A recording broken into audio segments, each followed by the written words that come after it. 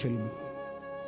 এই কথাটাই আপনাদের সামনে এখানে আমি শুনাইতে চাই। এই অল্প একটু শুনে আল্লাহ তাআলা এখানে এই কথাটাই তুলে ধরছেন কোরআনের বহু সূরায়, যে বান্দা এই সৃষ্টি জগৎ একদিন থাকবে না, কিয়ামত হবে, একদিন ইসরাফিল ফু দিবে। ইসরাফিল যেদিন ফু দিবে, কোরআনে এই বর্ণনাটা দুই ভাবে আছে। একটা হলো ইসরাফিল প্রথমবার ফু দিবে, আরেকটা হলো ইসরাফিল দ্বিতীয়বার ফু দিবে। ইসরাফিল মোট দুইবার ফু দিবে।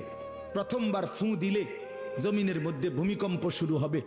আল্লাহ বলেন এই ভূমিকম্পটা গোটা পৃথিবী একসাথে, আমার সৃষ্টি পুরাটা একসাথে নড়বে। ইন্না জালজালাতাস সাআতি শাইউন আযীম।